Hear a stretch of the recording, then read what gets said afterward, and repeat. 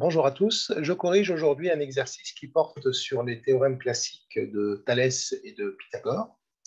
Donc nous avons dans cet exercice un plan de vol qui est symbolisé, modélisé par la figure ci-dessous.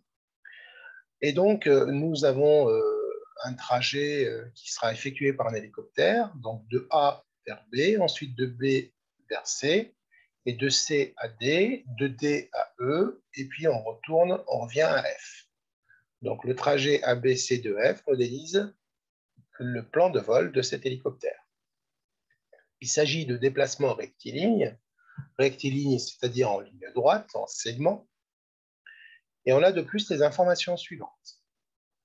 AF égale à 12,5 km. Donc, comme à chaque exercice, la première chose à faire, c'est de relever les informations et les mettre sur la figure. Donc, la distance AF, c'est la longueur de ce segment-là. Et cette distance est égale à 12,5 km. Je note. AC, le point A est ici, le point C est là, donc AC, c'est 7,5 km. CF, c'est cette longueur-là, c'est 10 km. AB, 6 km. DC, plutôt DG, 7 km, la longueur de ce parcours. EF, 750 mètres. Alors, on va tout de suite convertir, parce qu'il faut toujours travailler avec une seule unité. Donc, on va convertir en kilomètres. 750 mètres, c'est 0,75 km. On rappelle que 1000 mètres, c'est 1 km. Donc, pour passer des mètres au kilomètre, on divise par 10. C'est le cas ici. Donc, EF, c'est 0,75 km. De plus, on nous dit que la droite DE est parallèle à CF. Alors, la droite DE, donc, ça veut dire que ce segment-là est parallèle à ce segment-là. Les deux droites parallèles, les segments aussi, c'est fait. En plus, ABCH et ABGF sont des rectangles, donc on a des angles droits de partout. Donc, ABGF, donc le grand quadrilatère, c'est un rectangle, donc je mets les angles droits. ABGF et ABCH. Donc, il y a des angles droits de partout. Ça veut dire qu'on va pouvoir utiliser, si on souhaite, le théorème de Pythagore. Bien. Donc, on poursuit. Le pilote dit « je dois faire le plein ». L'inspecteur lui pose la question suivante « combien consomme votre hélico ?» Et le pilote répond « nous sommes à 1,1 litre par kilomètre ». Donc, cette information, je vais la noter là. Donc, la consommation que je note par C est égale à 1,1 litre par kilomètre. C'est-à-dire, pour 1 km parcouru, nous allons consommer 1,1 litre. Eh bien, l'inspecteur lui dit, mais le plein nous surchargerait, donc 20 litres de carburant seront très largement suffisants. Donc, il part avec un plein, il souhaite partir avec un plein égal à 20 litres. Voilà pour les données de cet exercice. Alors, pour ceux qui ne l'ont pas encore traité, je vous conseille de mettre la vidéo en pause, d'essayer de le faire. Donc, faites ce que vous pouvez faire et ensuite, vous pouvez regarder la vidéo et comparer ce que vous avez trouvé comme résultat afin de corriger ou de rectifier ou compléter vos réponses. Alors, moi, j'attaque donc du coup la correction. Pour la première question, on nous demande de vérifier que la longueur totale du parcours est de 21 km. Donc, dans cette question, c'est un exercice de brevet, on nous dit que toute trace de recherche sera valorisée. C'est-à-dire tout ce que vous allez faire comme recherche, ça apportera des points par rapport au raisonnement et les tentatives pour résoudre cette question. Bien, donc la longueur du parcours.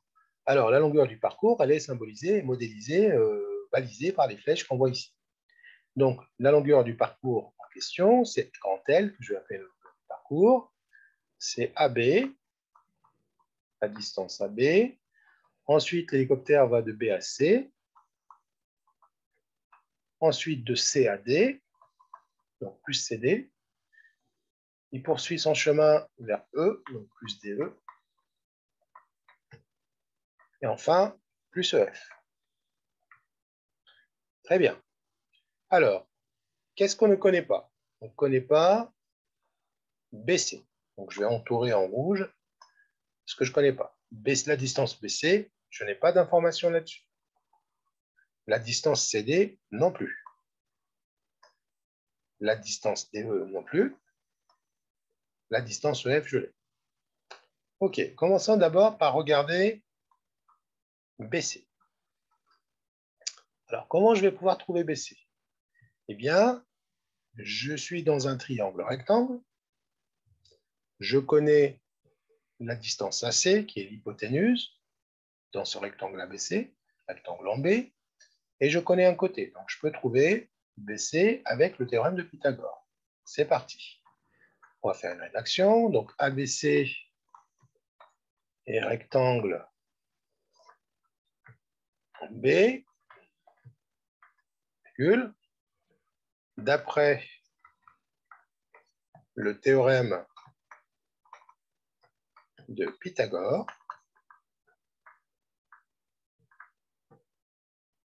on a, alors qu'est-ce qu'on a? On a AC au carré qui est égal à la somme des carrés des côtés. AB au carré plus BC au carré. Donc, BC au carré, ça sera égal à AC au carré moins AB au carré. On peut directement écrire la deuxième ligne. Si vous êtes à l'aise, vous allez directement la deuxième. Je remplace par les valeurs numériques. Donc, AC au carré, c'est 7,5 carré, moins 6 au carré. C'est toujours le côté le plus grand au carré, moins l'autre côté, moins le carré de l'autre côté. D'accord? Sinon, vous allez vous retrouver avec un résultat négatif, ce qui n'est pas normal, puisqu'un carré est toujours positif. Donc, si vous faites ce calcul, vous allez trouver 20,25 km². Eh bien, ça veut dire que BC sera égal à la racine carrée de 20,25 et vous trouvez facilement 4,5 km. Donc, BC est égal à 4,5 km. Voilà pour la distance BC. S'il a trouvé la distance BC. Maintenant, je cherche la distance CD. Alors, pour la distance CD, si vous regardez bien, je connais la distance AF. Je connais la distance BC, c'est ce que je viens de calculer, donc 4,5 km. Je connais la distance DC, donc par différence de ces deux, donc de la grande moins ces deux-là, je vais trouver CD. Donc, c'est juste un petit calcul. On y va. Donc, CD égale à la distance AF moins, je retranche BC, qui est la même chose que AH, et je retranche DC. Ça veut dire 12,5 moins 4,5 moins DC moins 7. Et donc, si je fais 12,5 moins 4,5 moins 7, je vais trouver 1 km. Donc, la distance BC, CD est égale à 1 km. Voilà pour la deuxième inconnue. Maintenant, qu'est-ce qui me manque? Il me manque la distance DE. Eh bien, la distance DE, c'est cette distance-là. Et on voit bien qu'il y a une histoire de parallèle. Donc, s'il y a une histoire de parallèle, il y a une histoire de Thalès. Donc, on voit bien qu'on a un petit triangle emboîté dans un grand triangle avec deux parallèles. Donc, on est dans une configuration de Thalès. Et bien là, je suis en train de calculer la distance DE. Eh bien, je connais cette distance. Donc, celle-là, c'est 1 km. Je connais la distance GC, donc c'est 8 km. Je connais la distance CF, donc je peux trouver DE. Eh bien, d'abord, on va d'abord rédiger les conditions de l'application du théorème de Thalès. Donc, on sait que, bon, je vais rédiger là, on sait que les points G, je commence toujours par le sommet commun de triangle. Comme ça, je ne me trompe pas. G, D et C sont alignés. De même, pour les points G, E, F, G, E et F. Ensuite, la droite DE est parallèle à la droite CF. Donc, d'après le théorème de Thalès, on a, donc je vais écrire les égalités de rapport. Donc, GD sur GC, petit sur grand. Donc, GD sur GC égale GE sur GF, que je ne vais pas écrire parce que j'ai aucune donnée ici, ça ne m'intéresse pas. Bon, je connais GF, d'accord, et je ne cherche pas à trouver GE. Par contre, ce qui m'intéresse, c'est DE et CF. Et donc, est égal à DE, on a dit petit sur grand, donc DE sur CF. Donc, je répète, GD sur GC égale à GE sur GF égale à DE sur CF.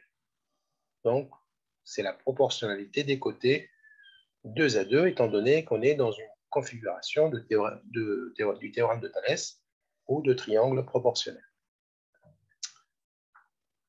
OK. Maintenant, je vais remplacer par les valeurs numériques. Alors, GD, c'est 7.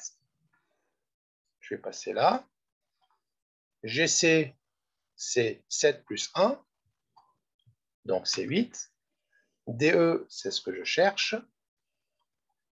Et CF, c'est 10. Donc, je fais mon produit en croix. Donc, toujours le produit sur la diagonale pleine. Et on divise par le nombre qui est face à DE. Donc, DE égale 7 fois 10 divisé par, diagonale pleine, divisé par le nombre qui est en face du nombre de la distance qu'on cherche. Donc 70 divisé par 8, et là vous trouvez 8,75 km. Voilà pour la distance DE. Donc maintenant, je peux écrire que DE est égal à 8,75 km.